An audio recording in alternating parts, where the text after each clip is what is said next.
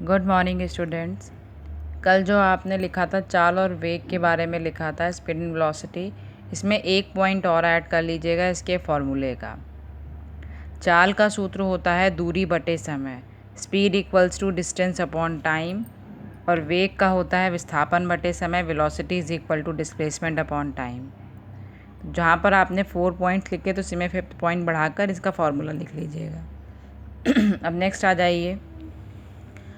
Next देखिए, numerical purpose से important है आपका औसत चाल, एवरेज स्पीड। औसत चाल को हम माध्य चाल भी कहते हैं। और जब आपको बहुत सारी दूरियां, बहुत सारे समय दे दिए जाते हैं तो हम वहाँ पर औसत चाल निकालते हैं। औसत चाल का सूत्र होता है कुल दूरी बटे कुल समय। जैसे सपोज़ कर लीजिए आपको दे दिया t1 समय में कोई ऑब्जेक्ट d1 डिस्टेंस जा रहा है, t2 में d2 जा रहा है, t3 में d3 जा रहा है। आपसे कहा जाए कि एवरेज स्पीड फाइंड करिए, औसत चाल निकालिए, तो v एवरेज ऐसे लिखा जाता है। v आपका किसका सिंबल है? स्पीड का है। एवरेज लिख दिया आपने ए बी स्मॉल करके। तो आपका फॉर्मूला है कुल दूरी बटे कुल समय, total distance upon total time. तो टोटल डिस्टेंस हमारी कितनी हो जाएगी? जितनी भी दी गई है, d1 plus d2 plus d3, सबको ऐड कर देंगे, डिवाइड बाई कुल समय, टोटल टाइम, जितना टाइम दिया है सबको जोड़ देंगे, t1 plus t2 plus t3, और सॉल्व कर देंगे, हमारा आंसर आ जाएगा। जैसे आप एवरेज स्पीड निकालते हैं, औसत चाल निकालते हैं, वैसे ही सेम आपका होता है औसत वेग, एवरेज वेलोसिटी। औसत वेग बराबर कुल विस्थापन बटे कुल समय हो जाएगा, जहाँ पर दूरी थी वहाँ पर विस्थापन हो जाएगा। Average velocity is equal to total displacement upon total time. कभी कभी देखिए क्या होता है, हमने आपसे बताया था कि विस्थापन क्या होता है, प्रारंभिक बिंदु से अंतिम बिंदु के बीच की दूरी को हम क्या कह रहे थे? विस्थापन कह रहे थे। Distance between initial and final point.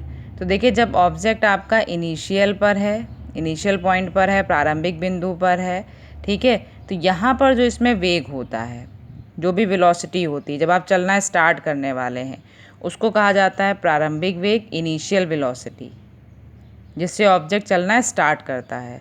तो उसको डिनोट किया जाता है स्मॉल यू से।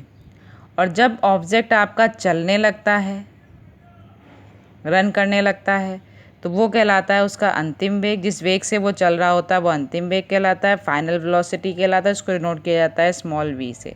जैसे आप लोग साइकिल चलाना स्टार्ट करते हो, तो जब आप साइकिल स्टार्ट करते हो तो आपकी स्पीड थोड़ा सा धीरे रहती है, तो वो रहता है इनिशियल वेलोसिटी यानी प्रारंभिक वेग। फिर आप एक साइकिल फिक्स स्पीड से चलाना शुरू कर देते हो, फिर आप चलाते रहते हो, अंतिम वेग फाइनल वेलोसिटी वो कहलाता है, ठीक है। अगर इनिशियल और फाइनल गिवन है क्वेश्चन में, तो उसके लिए हम एवरेज वेलोसिटी कैसे निकालेंगे, औसत वेग कैसे निकालेंगे?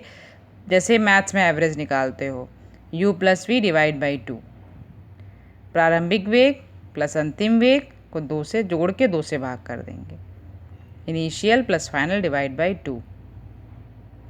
और एक इम्पॉर्टेंट पॉइंट है आपका, जो वेलोसिटी आपकी होती है, वेग होता है, ये धनात्मक भी हो सकता है, ऋणात्मक भी हो सकता है, और जीरो भी हो सकता है। यानी जब आप इसको सॉल्व करेंगे तो इसका आंसर पॉजिटिव भी आ सकता है, इसका आंसर नेगेटिव भी आ सकता है, इसका आंसर जीरो भी आ सकता है।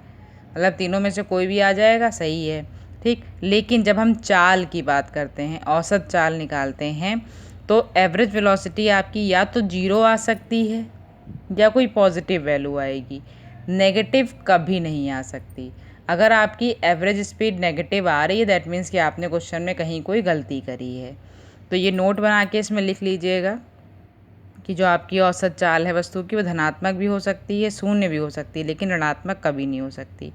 Velocity of an object can be positive, negative and zero, but speed में बी आइदर जीरो और positive, but it can never be negative.